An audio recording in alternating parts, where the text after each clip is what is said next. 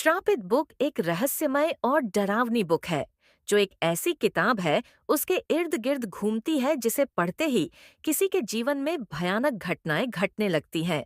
श्रापित बुक, अंधकार की छाया। बहुत समय पहले की बात है। घने जंगलों के बीच एक सुनसान और रहस्यमयी महल था जिसे लोग विचित्र महल कहते थे। कहा जाता था कि उस महल में कोई इंसान नहीं रहता, फिर भी रात होते ही वहां रोशनी जलती और अजीब सी आवाजें सुनाई देती। गांव के बच्चे उस महल की कहानियां सुनकर बड़े हुए थे, लेकिन कोई भी उसके पास जाने की हिम्मत नहीं करता था। एक दिन आरव और उसका दोस्त सिद्धार्थ दोनों गांव के चौराहे के बीच में खड़े होकर आपस में बात कर रहे थे। गांव के कुछ लोग आपस में बात कर रहे थे और बच्चे आपस में मस्ती और खेल रहे थे। कुछ लोग तो अपने अपने काम में लगे हुए थे। वहीं पे वो दोनों भी एक जगत पे खड़े होकर बात कर रहे थे, विचित्र महल के बारे में जो उन्होंने आज तक अपने माता पिता और गांव वालों से सुना था। उस महल के बारे में। मैं उस विचित्र महल में जाकर रहस्य का पता लगाऊंगा। तुम वहां जाओगे उस महल में? वहां पे आज तक किसी को जाने की भी हिम्मत नहीं हुई। तुम बोल रहे हो मैं वहां पे जाऊंगा पता लगाने को? हाँ, मुझे जाना है ताकि मैं पता लगा सकूं सच में वो विचित्र महल क्यों कहते हैं। वहां पे ऐसा क्या है? मैंने अपने माता पिता और गांव वालों से सुना है उस महल में एक बुक है जो एक साधु ने अपने शक्तियों से बांध कर रखा है। उस महल को वो बुक एक जादुई, रहस्यमय और छलावा से भरा हुआ है। अरे अरे, मैं वहां पे तुम्हें नहीं जाने दूंगा। क्या तुम्हें वहां पे जाकर मरना है क्या? जो कोई आज तक वहां पे गया हुआ है वो सब लोग कभी नहीं आए आज तक। वो बुक कोई असाधारण नहीं है। उसमें कहीं जादुई शक्तियां मौजूद हैं, कहीं तो रहस्यमय घटनाएं हुई हैं। उसकी वजह से तुम चाहते हो वहां पे जाना? हाँ, मैं वहां पे जाऊंगा और तुम्हें भी लेकर जाऊंगा ताकि हम दोनों पता लगा सके कि उस महल में सच्ची में कुछ है या अफवाह है वह पे। मैं उधर कभी नहीं जाऊंगा। तुम्हें जाना है तो जाओ, मुझे अभी मरना नहीं है वहां जाकर। आरव, तुम पहले ये तो सोचो, सबके सब गांव वाले वहां जाने से डरते हैं। वहां जाकर रहस्य का पता लगाएंगे, सबका डर गायब भी हो जाएगा। तभी वहां पे आरव की बहन मीनाक्षी आई उनके पास। वो भी पूछने लगी, क्या बात कर रहे हो? भैया, आप दोनों क्या बात कर रहे हो जो सिद्धार्थ भैया जाने से मना कर रहे हैं? मैं बोल रहा हूं इसको। हम दोनों उस विचित्र महल में जाते हैं, देखते हैं वहां पे ऐसा कौन सी बुक है जो लोगों को जाने से मना करती है। इतना सुनते ही मीनाक्षी भी खुश हो गई। फिर तो मुझे भी जाने का मौका मिलेगा इनके साथ में। ये तो अच्छी बात है, हमें वहां पे जाकर पता लगाना चाहिए सच में वहां पे कुछ है कि नहीं, या कोई अफवाह है उस महल के बारे में। हाँ हाँ, एक काम करो, तुम भी इसके साथ में चले क्यों नहीं जाती हो? मेरे भी काम आसान हो जाएगा और मुझे जाने की कोई जरूरत भी नहीं पड़ेगी। हाँ, क्यों नहीं, मैं वहां पे जाने के लिए कई दिनों से सोच रही थी। अब मैं भी आप दोनों के साथ चलूंगी। अरे बाबा, यह भी अपने भाई पे गई है, लेकिन मैं नहीं जाऊंगा। हाँ, तुम दोनों सुन लो। मैं भी देखता हूं तू कैसे नहीं जाएगा। जब एक लड़की होकर तुरंत तैयार हो गई, फिर तू क्यों जाने से मना कर रहा है? तुझे भी चलना ही होगा, हम दोनों के साथ में। अरे मैं कहाँ फंस गया तुम दोनों के बीच में? लगता है अब मेरी भी जान नहीं बचेगी इन दोनों की वजह से। ठीक है, फिर मैं भी चलता हूँ। तुम दोनों नहीं मान रहे हो तो? हाँ, आपको भी चलना ही होगा उस महल में। हम दोनों हैं ना आपको बचाने को, आपको कुछ भी नहीं होगा। ठीक है, अब चलो यहां से पहले। तीनों वहां से चल पड़े। उस महल की ओर सिद्धार्थ डरा हुआ था। ये दोनों तो आज मुझे मार के रहेंगे उस महल में। डर के वजह से उसे पसीने भी आ रहे थे। उधर आरव और मीनाक्षी दोनों आराम से महल की ओर बढ़ते जा रहे थे। बिना डरे उन्हें जैसे लग रहा था वो कोई महल में नहीं बल्कि एक साधारण सी महल में जा रहे हैं। जंगल से होते हुए जा रहे थे, तभी उन सबको एक अजीब सा, कुछ जादुई सी कोई चीज दिखाई दी पेड़ के पास। वो सब के सब वहीं पे रुक गए। तीनों लोग उस पेड़ के पास खड़े होकर देखने लगे। वो अजीब सी चीज क्या थी? आज तक हम सब ने कभी भी नहीं दिखा ये चीज। सिद्धार्थ ये देख के कांप रहा था। वो दोनों भी कुछ देर के लिए संयम से गए हुए थे। तभी सिद्धार्थ ने कहा, ये कौन सी चीज चमक रही थी इस पेड़ के पास? तुम दोनों ने देखा कि नहीं वो चीज को? हाँ, हम दोनों ने देखे हैं वो चीज। तो काफी अजीब और विचित्र थी। रंग बिरंगी कलर में, वो चीज दिखाई दिया है। अब मैं एक पल भी यहाँ पे नहीं रुकूंगा। मैं जा रहा हूँ घर की तरफ। मुझे नहीं जाना वहां पे। तुम्हें जाना है तो जाओ। आप परेशान मत रहो, शायद हमें उस महल की ओर कुछ इशारा कर रहा था। इतना बोलकर वो तीनों महल की ओर चल पड़े। कोई भी सिद्धार्थ की बात नहीं माना, वो भी उनके साथ में जा रहा था। कुछ ही देर में महल के पास पहुंच गए। तीनों महल की ओर अच्छे से देखने लगे। महल के चारों तरफ झाड़ियों और पेड़ पौधे थे। महल चारों तरफ से घेरा हुआ था। वो काफी अजीब और डरावनी सी लग रही थी। महल के ऊपर भी चढ़ा हुआ था। महल के पिलर भी टूटे हुए थे। तभी सिद्धार्थ ने आरव को बोला, यार ये महल तो सच में डरावनी सी लग रही है। हमें यहाँ पे अब नहीं रुकना चाहिए। तुम भी तो देखो, ये महल टूटा फूटा है और चारों तरफ पेड़ पौधे और झाड़ियां हैं। मैं तो यहाँ पे एक पल भी नहीं रुकूंगा। तुम जरा सा रुकोगे यहाँ पे? यहाँ तो चारों तरफ सन्नाटा है, और उस दीवार की ओर तो देखो, वहां पे एक लमटेन जल रही है, जैसे किसी ने उसे जलाकर कहीं चला गया हो। हाँ भैया, हमें वहां पे जाकर देखना होगा, आखिर बात क्या है उस महल में। तभी वो तीनों आगे बढ़कर महल की ओर पहुंच गए। तीनों के तीनों एक जगह पे खड़े होकर चारों तरफ अच्छे से देखने लगे। यहाँ पे कोई है कि नहीं? तभी आरव ने कहा, यहाँ पे तो कोई भी नहीं दिखाई दे रहा है। फिर कौन उस लमटेन को जलाकर चला गया है? मैं तुम सबको बोल रहा हूँ, अभी भी समय है वापस जाने को। तुम दोनों एक बार मेरी बात मान लो। क्या भैया, बार बार एक ही चीज को बोल रहे हैं? हम तीनों यहाँ से कहीं नहीं जाएंगे। बिना पता लगाए अब हमें अंदर चलना चाहिए। तीनों चल पड़े महल के अंदर जाने के लिए। महल के अंदर घुसते ही एक अजीब ठंडक और सन्नाटा था। दीवारों पर पुराने चित्र बने थे और फर्श पर धूल जमी थी। अचानक आरव की नजर एक पुराने लकड़ी के दरवाजे पर पड़ी, जो आधा खुला था। महल के अंदर पहुंचकर उन तीनों को अजीब अजीब से आवाज आने लगी और जोर जोर से हवा चलने लगी। सबके सब डर गए। ये क्या हो रहा है हमारे साथ में? बाहर तो ऐसा कुछ भी महसूस नहीं हो रहा था। फिर जैसे हम तीनों अंदर आए, अचानक से ऐसा क्या हो गया जो हमें ये देखना पड़ रहा है? तभी अचानक से अलमारी और खिड़कियां हिलने लगी। जोर जोर से तीनों के तीनों और डर गए।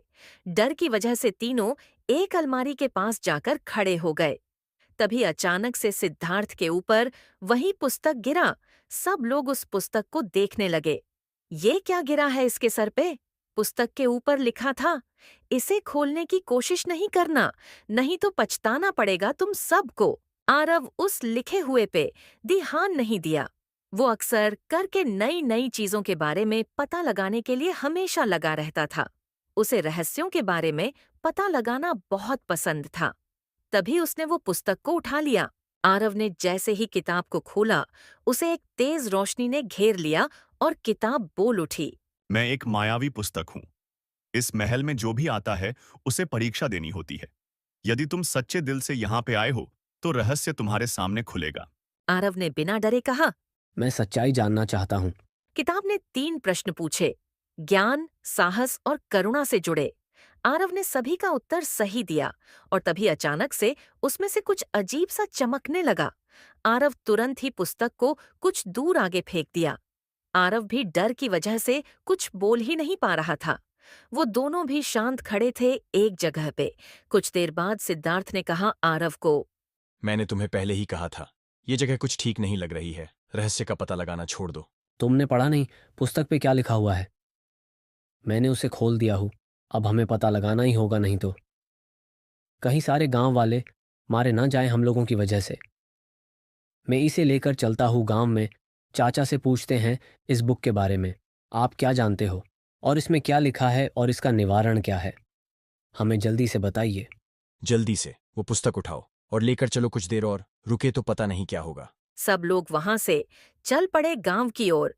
सब लोग अपने अपने घर की ओर चल पड़े। आरव भी पुस्तक को लेकर घर चला गया। कुछ देर में घर पहुंच गया। एक जगह पे रखकर आराम करने लगा। रात होते ही आरव को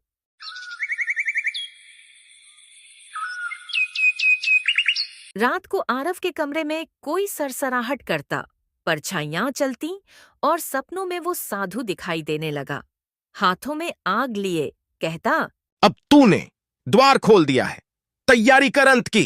आरव झटके से उठ के बैठ गया। ये कौन थे? जो मेरे सपने में आए, जो मुझे ऐसा बोले उनके हाथ में जलती हुई मशाल क्या कर रही थी। कहीं मैंने कुछ गलत तो नहीं कर दिया ना? तभी उसकी नजर पुस्तक की ओर पड़ी। वो सब कुछ समझ गया। उसे रात भर नींद नहीं आई। एक जगह पे बैठा रहा डर के मारे। सुबह होते ही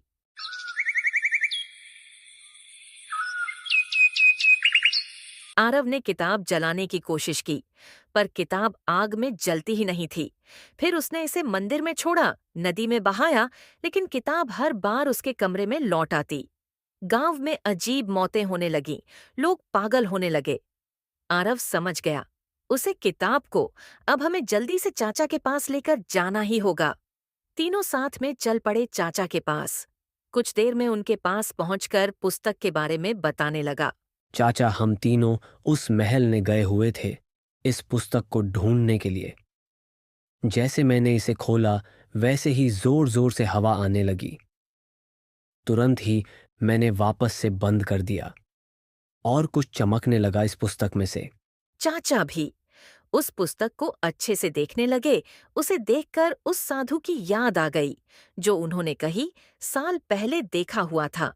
तभी उन्होंने आरव और बाकी सबको कहा, कई साल पहले हिमालय की एक छोटी सी बस्ती में एक बूढ़ा साधु रहा करता था। कहते हैं उसने तंत्र मंत्र और सिद्धियों का ऐसा ज्ञान प्राप्त कर लिया था कि मृत्यु भी उससे डरती थी। उसने अपने सारे रहस्यों को एक काली जिल्द वाली किताब में बंद कर दिया। उस किताब का नाम था अंधकार की छाया। ये वही किताब है जो तुम्हें मिला है वहां पे। और मरते समय साधु ने चेतावनी दी, जो भी इस ग्रंथ को खोलेगा वह न सिर्फ अपने अंत को बुलाएगा बल्कि अंधकार को संसार में वापस लाएगा। इसलिए गांव में सब लोग पागल और मौत भी हो रही है। अब तुम सबको एक बाबा है, जो वो भी पहाड़ी की सबसे छोटी पे रहते हैं। वहां पे जाना कठिनाइयों से भरा हुआ है। ऐसा क्या है वहां पे जो कठिनाइयों से भरा हुआ है? वहां पे किसी को जाने की हिम्मत नहीं हुई। सांप दिखाई देते हैं, शेर और भी कई जानवर है। वहां पे तुम सब संभाल के जाना, तुम्हें कुछ हो ना जाए। मैं वहां पे नहीं जाऊंगा। तुम्हें जाना है तो जाओ। तुम्हारी वजह से गांव के कई लोगों की मौत हो गई। मुझे भी क्या मालूम था ये सब हो जाएगा गांव वालों के साथ में। अब हम साथ में नहीं गए तो कहीं और अनर्थ हो ना जाए। तुम सब अब देर मत करो, जल्दी से जाओ। वहां पहुंचना बहुत जरूरी है। काफी लंबा और पहाड़ की चोटी पे है। तीनों वहां से चल पड़े। बाबा के पास गांव से होते हुए तीनों जा रहे थे। सिद्धार्थ डरा हुआ था। अब क्या होने वाला है आगे, किसी को भी नहीं पता है। मीनाक्षी भी थोड़ी बहुत डरी हुई थी। कैसे भी करके जंगल की ओर से आगे बढ़ते जा रहे थे। जंगल भी काफी घना था। सनसनाहट की आवाज आ रही थी। चारों तरफ अजीब अजीब की आवाज आने लगी। चिड़ियों की आवाज आ रही थी और सांप भी पेड़ पे लटके हुए थे। हवा भी चल रही थी, पेड़ पौधे हिल रहे थे। तभी उन सब को एक जगह पे सांप दिखाई दिया। वो तीनों एक जगह पे रुक गए। कुछ देर के लिए सांप के जाने के बाद फिर से वो तीनों आगे बढ़ते रहे। कुछ ही देर में वहां पे पहुंच गए। तीनों के तीनों उस पहाड़ को देखते रहे। ये कितना ऊंचाई पे है। तभी आरव ने कहा, देखो, बाबा के पास तो पहुंच गए, कुछ दूर और बाकी है। हमें साहस और धैर्य रखना होगा उनके पास जाने के लिए। अरे वही तो नहीं है मेरे पास। मुझे बहुत डर लग रहा है। मैं जा रहा हूँ घर। अब मुझसे नहीं होगा वहां पे जाने को। सिद्धार्थ, तुम क्यों डर रहे हो? हम सब है ना तुम्हारे साथ में। तुम्हें कुछ नहीं होने देंगे हम दोनों। हाँ, हम है ना। जब आप यहाँ तक आ गए हो, कुछ दूर का ही तो फासला बचा हुआ है, हम उसे भी पार कर लेंगे। मुझसे ये सब नहीं होगा। पुस्तक का छलावा हुआ तो, और कहीं उसका जादू गलती से हम सब पर हो गया, हम में से कोई भी नहीं बचेगा। वो तीनों आपस में बात कर रहे थे। तभी अचानक से उन सबको एक आवाज आई, यहाँ पे आना नहीं चाहिए था। तुम में से जो कोई डर रहा हो उसे वापस चले जाना चाहिए। धैर्य और साहस होना चाहिए यहाँ आने के लिए। और मुझे ये भी मालूम है तुम सब यहाँ पे क्या करने आए हो। आरव ने बाबा की आवाज सुनते ही थोड़ा पीछे हट गया। बाबा, हम जानबूझकर नहीं आए। ये किताब, ये खुद हमारे पास लौट लौट कर आ रही है। हमने हर कोशिश की इसे मिटाने की, लेकिन हर बार ये हमारे पीछे चली आती है। गांव में लोग मर रहे हैं, पागल हो रहे हैं। हमें समझ में नहीं आ रहा है हम क्या करें। तभी अचानक से उस पहाड़ पे रंग बिरंगे रोशनी निकलने लगी। वो सब उसे देखते रह गए। ये क्या है जो इतनी तेज और हर जगह फैल रही है? कुछ ही देर में धीरे धीरे रोशनी की तेज खत्म होने लगी। तीनों ने गहरी सांस ली और धीरे धीरे पहाड़ी की चोटी से चलने लगे। पहाड़ की चोटी इतनी ऊंचाई पे थी, वो सब भी थक से गए हुए थे। कैसे भी बाबा के पास पहुंच गए। बाबा भी एक जगह पे बैठकर साधना में लीन थे। तभी आरव ने बाबा से कहा। बाबा, हम सब आपसे मदद मांगने को आए हैं। तभी बाबा इन सब को अच्छे से देखने लगे। तभी उन्होंने कहा, ये जो ग्रंथ तुम्हारे पास है वह सिर्फ एक पुस्तक नहीं है, ये एक द्वार है। एक ऐसा द्वार जिसे साधारण मानव कभी न खोलें, इसलिए नहीं कि यह रहस्यमय है, बल्कि इसलिए कि यह जीते जागते अंधकार को बाहर लाने वाला है। तो अब क्या करें बाबा? हम इसे वापस बंद कैसे करें? बाबा ने किताब की ओर देखा। उस पुस्तक में से एक बार फिर हल्की सी चमक निकली। इसे बंद करना आसान नहीं है। इसके लिए तीनों को एक परीक्षा से गुजरना होगा, मन, शरीर और आत्मा की परीक्षा। अगर तुम डर गए, पीछे हट गए, तो ये ग्रंथ तुम सबकी आत्मा को निगल लेगा। और अगर हम असफल हो गए? तब तुम सबका अंत नहीं, बल्कि इस संसार का अंत होगा। अंधकार सिर्फ तुम्हें नहीं निगलेगा, बल्कि हर जीवित आत्मा को। मीनाक्षी बाबा की बात सुनते ही कुछ दृढ़ नजर आई। हम डरते हैं, हाँ, लेकिन हम भाग नहीं सकते। गांव के लोगों की जान का सवाल है। आप बताइए, हमें क्या करना होगा? बाबा ने एक रहस्यमय लोटा निकाला, जिसमें चंद बूंदें पानी बची हुई थीं। यह अमृत नहीं है, यह परीक्षा की पहली चाबी है। इसे पीने वाला सत्य और असत्य में फर्क नहीं कर पाएगा। तुम सबको इसे पीना होगा और सत्य को पहचानना होगा, तभी अगला द्वार खुलेगा। तीनों ने एक दूसरे की ओर देखा और धीरे धीरे हाथ बढ़ाया। परीक्षा के पहले चरण की शुरुआत। तीनों ने बाबा की बात मानकर बारी बारी से उस रहस्यमयी तरल को पी लिया। जैसे ही वो तरल उनके गले से नीचे उतरा, उन्हें चारों ओर की दुनिया धुंधली लगने लगी। आंखें बंद हो गईं और जब उन्होंने आंखें खोलीं, वे किसी और ही जगह पर थे। हर कोई अब अकेला था, अपनी अपनी दुनिया में। आरव एक वीरान मैदान में खड़ा था। चारों ओर सिर्फ राख और जली हुई जमीन थी। तभी उसे दूर से अपनी माँ की आवाज सुनाई दी। आरव, बेटा, तुमने मुझे क्यों नहीं बचाया? आरव घबरा गया, नहीं माँ, मैं तो बच्चा था उस वक्त। लेकिन उसकी माँ का चेहरा आंखों से नहीं हट रहा था। और दूसरी ओर मीनाक्षी खुद को एक कमरे में पाती है, जहां हर शीशा उसके एक अलग रूप को दिखा रहा था। एक में वो हंस रही थी, एक में रो रही थी, एक में किताब को जला रही थी और एक में वो किताब को अपने सीने से लगाकर हंस रही थी, जैसे कोई पागल हो। ये सब क्या है? मैं कौन हूँ? क्या मैं भी इस किताब से बंध चुकी हूँ? तभी सारे शीशे एक साथ टूटने लगे। सिद्धार्थ अब एक छोटे से कमरे में था, जहां सिर्फ अंधेरा था। सामने एक दरवाजा था, जिस पर लिखा था, अगर तुमने डर को स्वीकारा तो रास्ता यहीं खत्म है। अचानक उसके पीछे किसी के कदमों की आवाज आने लगी। सांप फुफकारने लगे, दीवारों से खून बहने लगा। नहीं, नहीं, ये सब झूठ है। ये मेरा डर है, ये असली नहीं है। जोर से चिल्लाया और दरवाजा खोल दिया। उसी पल तीनों की आंखें फिर से खुलीं। वे वापस बाबा के पास उसी चोटी पर थे, पर अब उनके चेहरे गंभीर और समझदार लग रहे थे। बाबा मुस्कुराए।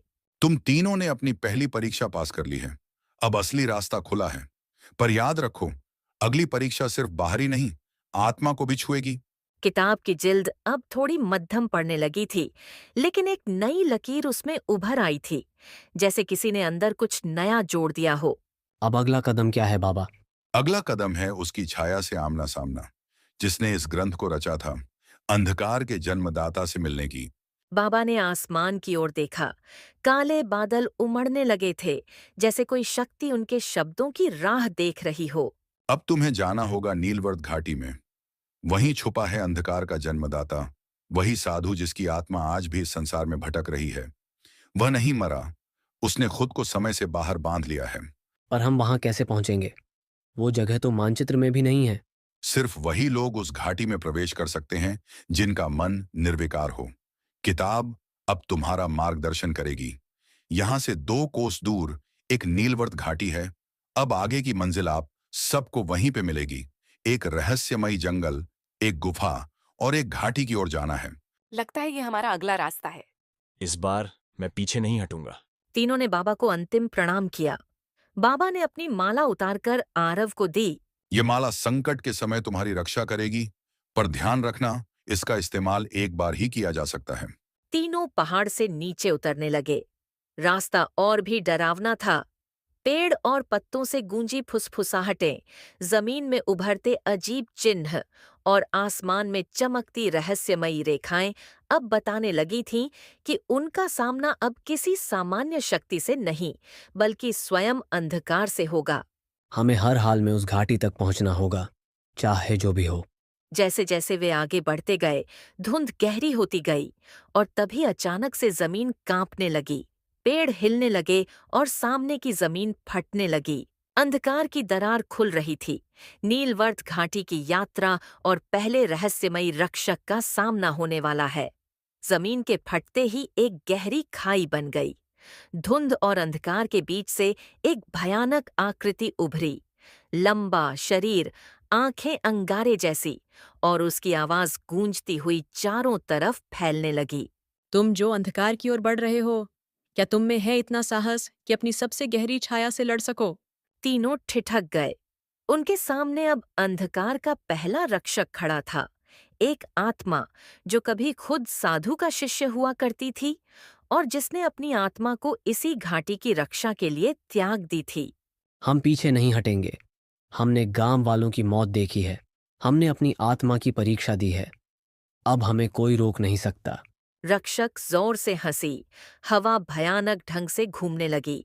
उसके हाथ से एक काले प्रकाश की लहर निकली और तीनों की ओर बढ़ी। मीनाक्षी ने झटपट माला आरव के गले से खींचकर हवा में उछाली। माला से निकली रोशनी ने काले प्रकाश को कुछ देर के लिए रोक दिया। अब है मौका। कुछ करना होगा, वरना हम यहीं खत्म हो जाएंगे। सिद्धार्थ ने किताब को खोलकर उस पन्ने को पढ़ा जहां वो लाइन बना था। वहीं एक मंत्र चमकने लगा। यत्र भीति तत्र शांति, यत्र अंधकार तत्र दीप। उन्होंने जोर से मंत्र पढ़ा। अचानक से चारों ओर प्रकाश फैल गया। रक्षक की चीख गूंजने लगी और उसका शरीर हवा में विलीन होने लगा। कुछ ही क्षणों में सब शांत हो गया। ये तो बस शुरुआत थी। अब असली घाटी शुरू होती है। उनके सामने धुंध हटने लगी और एक गुप्त द्वार दिखाई दिया, पत्थरों से बना, जिस पर वही शब्द खुदे थे। अंधकार की छाया। तीनों ने एक दूसरे की ओर देखा और उस द्वार की ओर कदम बढ़ा दिए। नीलवर्त घाटी के भीतर की दुनिया और अंतिम साधु की आत्मा से टकराव अब होने जा रहा है। दूसरा चरण का अध्याय। जैसे ही तीनों ने पत्थर के उस गुप्त द्वार में कदम रखा, एक सर्द हवा ने उनका स्वागत किया। घाटी के भीतर अजीब सी नीरवता थी। न कोई पक्षी, न कोई जानवर, सिर्फ दूर कहीं से टपकती पानी की धीमी आवाज और गूंजता हुआ सन्नाटा। चारों तरफ दीवारों पर पुरानी लिपि में कुछ लिखा था, जिसे आरव ने ध्यान से देखा। ये संस्कृत जैसी कोई प्राचीन भाषा है। शायद यहाँ लिखा है कि आगे कौन सी शक्तियाँ छिपी हैं। जैसे ही वे कुछ कदम और अंदर बढ़े, जमीन कांपने लगी। सामने एक विशाल पत्थर की मूर्ति धीरे धीरे जीवित होने लगी।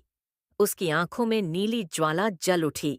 जो भी अंधकार की छाया तक पहुंचना चाहता है, उसे अपना सबसे बड़ा झूठ त्यागना होगा। अचानक घाटी की दीवारें चमकने लगीं और तीनों के सामने उनके जीवन के ऐसे दृश्य उभरने लगे जो उन्होंने कभी किसी से नहीं कहे थे। झूठ, डर और अपराध बोध। सिद्धार्थ के सामने उसका वो पल उभरा जब उसने अपने छोटे भाई को अकेला छोड़ दिया था, जंगल में, सिर्फ इसलिए कि वो खुद डर गया था। मैंने अपने डर को हमेशा दूसरों के ऊपर डाला, पर अब नहीं। मैं स्वीकार करता हूं, मैं डरपोक था, लेकिन अब नहीं रहूंगा। उसके शब्दों से एक रोशनी निकली और उसके पास जाकर समा गई। मीनाक्षी के सामने वो दृश्य उभरा जब उसने एक किताब को छुपा ली थी, किसी को भी नहीं बताया था, कभी भी। मैंने इसे अपने लाभ के लिए सोचा, पर अब मैं अपने हर कदम की जिम्मेदारी लेती हूँ। फिर से एक रोशनी निकली, उसमें समा गई। आरव के सामने उसके पिता की मौत का दृश्य आया, जब उसने मदद के लिए हाथ नहीं बढ़ाया था। क्योंकि वो खुद सदमे में था। मैंने खुद को माफ नहीं किया, पर अब मैं आगे बढ़ना चाहता हूँ, उनके लिए, अपने लिए। तीनों की सच्चाई कबूल करने पर मूर्ति की आंखें शांत हो गईं और एक छिपा हुआ द्वार जोर से खुला। तुम अब तैयार हो, पर याद रखो, अगला सामना उससे है जो खुद अंधकार बन चुका है। अंदर से एक तेज नीली रोशनी बाहर निकली और किताब की जिल्द फिर से कांपने लगी। एक पन्ना खुद से खुला, जिस पर लिखा था, अब अंतिम अध्याय शुरू होता है। तीनों ने गहरी सांस ली और अंतिम द्वार के भीतर कदम रखा।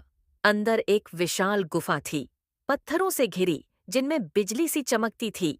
बीचों बीच एक चबूतरे पर वो साधु बैठा था। आंखें बंद, शरीर से काली धुआंसी ऊर्जा निकल रही थी और उसके चारों ओर हवा भारी लग रही थी, जैसे वहां वक्त भी थम चुका हो। क्या यही है अंधकार का जन्मदाता? साधु ने अचानक आंखें खोलीं। उसकी पुतलियां काली थीं, इतनी गहरी कि उनमें देखने पर ऐसा लगा मानो कोई उसमें गिर जाए।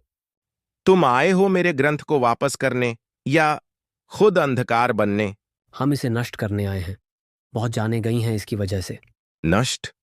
जिसे सत्य की भूख ने रचा, उसे कैसे मिटाओगे?